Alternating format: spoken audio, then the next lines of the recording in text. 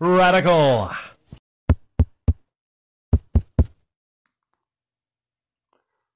I did keep my promise. I did not watch Super Bowl 56.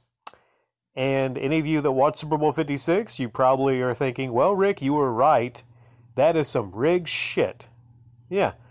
I've been listening to a lot of YouTubers. Just, a lot of Bengals fans, a lot of Rams fans. A lot of Rams fans that, ironically, they admit that, yeah, we didn't really win that one. That was rigged. And it's really hard to admit it when, you're the home team, you're a fan of the home team, you're wearing your Rams jersey, but you watch that game and you admit, yeah, we really didn't win that one. It's akin to children learning that Santa is not real. It's when you have like a lot of these teamsters, a lot of these fans of football, learning that their favorite sport, their favorite pastime is rigged. Now, we can all debate the level of the rigging. A lot of the times, they let the players play. But when it gets down to the playoffs, when it gets down to the teams and the people that they want to push, the quarterbacks, the stars, the wide receivers, the storylines they want to, finish off on, the players that might be retiring that they want to gift a ring, when it gets down to the nitty-gritty, the NFL is an entertainment monopoly.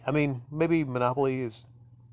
when it comes to the Super Bowl, there's no comparing it to the Super Bowl. When it comes to sports entertainment, WrestleMania is not even as big as...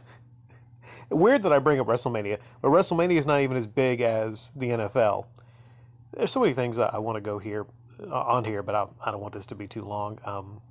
But yeah, it is rigged, and I'll explain a little bit for a lot of you out there that are still scratching your heads. Maybe you didn't see my other uploads, but I'll explain exactly how and why it's rigged. The Rock actually was part of the opening, I hear.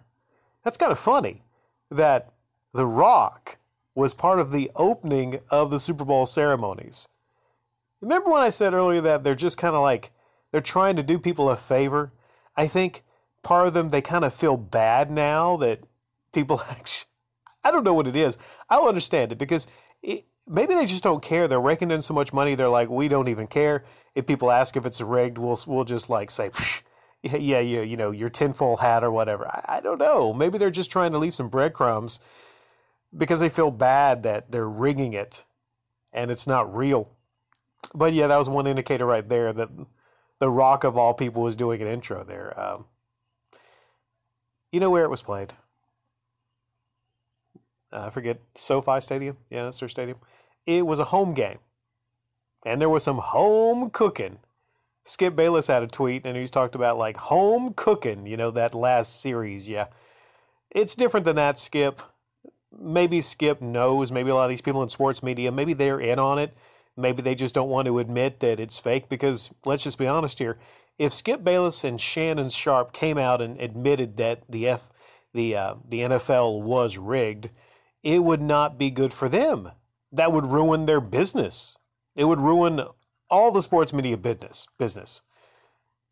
Again, like I said, there's so much I want to talk about here. But, yeah, so it was played there. It was a home game, and the home team won, which is a weird kind of thing to happen. Hasn't happened ever since, 67 was the start of the Super Bowl era. Only thing is it happened again. When did it happen? Refresh me on this. Oh, it happened at Raymond James Stadium. Is that the Buccaneers Stadium? It was a home game last year, and the Buccaneers won that game. I could just finish this right here. I don't even have to explain anything else. Right there, that's all the proof you need that the NFL is rigged. Never happens, then happens twice, year after year. Isn't that weird? And last year was Tom Brady. And, he's retired this year. Last year was Tom Brady, and he is done. He's retired. But, that's a nice little bookmark to end his career, right? He wins 6 championships with the Patriots, then goes to play with the Buccaneers, and, goes there and then wins. Right? It's just kind of weird. Almost like a storybook ending, isn't it? Like a storybook ending. The NFL and their stories. Oh, by the way, look up the tuck rule. and the Raiders Brady game, right? They actually they got this thing started, and they custom suited a lot of Brady's reign and everything. Not saying Brady's not, a great player and everything, but goats are, I don't know. I question a lot of things. It's time to question a lot of things about the NFL and who the best players are because, well, who the best players are and who has the biggest legacies. Well, who do they want to script to have the greatest legacies, huh? Right now, there's probably a lot of great players that are just not in the Super Bowl that probably should be in the Super Bowl, but the NFL didn't want certain teams to get in the Super Bowl because they have their scripting. I don't know. I can't explain it all. I could just tell you what I see, and what I see is some rigging. I could probably list off about 9 or 10 other reasons that it's rigged, but that'd just be a waste of time because there's some people out there that regardless of how much you tell them, regardless of the coincidences you bring up, you could have dead ass proof. You could have like a script right now. I could have a script handwritten by Roger Goodell, but there would be some people that would hold on to it. That's not a real script. That's not his handwriting. Dude, no, it is his handwriting. No, it's not. No, it's not. They just want to put their fingers in their ear and not admit that a large part of the NFL, specifically the Super Bowl, is rigged. So like I stated when I started this commentary, I did not watch the game. But a friend of mine watched the game, and he called me towards the end of the game.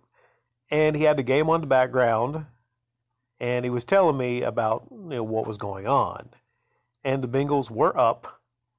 And he said, well, I think the Bengals are going to win this game. I think the Bengals are going to win this game. And I said, hold on. I didn't bet him any money, but I could have made a lot of money. I said, hold on. Are they on a final drive near the end of the game? Okay, here's what's going to happen. And it almost happened to the T exactly as I predicted. There is going to be the referee stepping in. You're going to have a series of calls. And they're going to bail out Stafford if he doesn't get in the end zone. If he's continuing to do good to get into the end zone, I think the referees won't step in. But I guarantee you, they will step in to help him and hold his hand right into the end zone. And like clockwork, he told me, holding call, pass interference. And I said, there you go. I asked him a question. Did it seem like a pass interference? And he said, honestly, no. I looked at it later, and there was 2 hands on the guy, but it wasn't pass interference. Nah. Now that was a bad call. A bad call called in favor of the Rams to help them get in the end zone, but it's not the only bad call or missed call in the game. Before that, there was only 2 flags I'm reading here. Only 2 flags. And then there's 4 flags at the end of the game. The refs just stepping in. Some people say that the refs were actually stepping in at the end of the game to try to make up for that missed call that resulted in a 75-yard Cincinnati Bengals touchdown. It was a pulled face mask that should have been called on the Bengals. So some people might throw that up and say, well, you know what? If it's all scripted and they're trying to help the Rams win, then that makes no sense. It makes perfect sense if you're trying to have an interesting game and you're trying to help the Bengals get back into the game. You get me? You understand here? Last year was a squash match. Let's use it in WWE terms. You could have Brock Lesnar in a squash match, and people will still tune in because, it's Brock Lesnar, right? But, you can't have no Tom Brady, no Patrick Mahomes, no big quarterback superstars, and the Rams and the Bengals. You got to have a great game. That has to be a great game. And what is a great game? It's a close game. It's a back and forth game. And they didn't have a lot of flags in there. They let them play, So my thinking on it is that they actually didn't call that. They could have called that, but they was like, let's just let them have that touchdown. We're going to step in later if Stafford doesn't really get the job done. So that's my thoughts on the Super Bowl, which, like I said, I didn't watch outside of maybe some clips I'm catching up on and some breakdowns and some YouTube videos of fans on both sides talking about, well, how they think it's rigged. It's really something when you have fans of the Super Bowl winners, halting their cheering for a second and actually thinking about it. That is kind of weird. The last two Super Bowl winners were home after it never happened. Here's why I think it happened. I'll leave you with this. Like I said, I could say a lot more, but I'll leave you with this. Well, I think the last 2 years, of course, we've had COVID. I think it was pre-planned for the Super Bowl winners ahead of time, pre-planned for the Super Bowl winners, the stadiums chosen because that would lessen the travel for the last 2 years. It's a thought, right? It's a thought.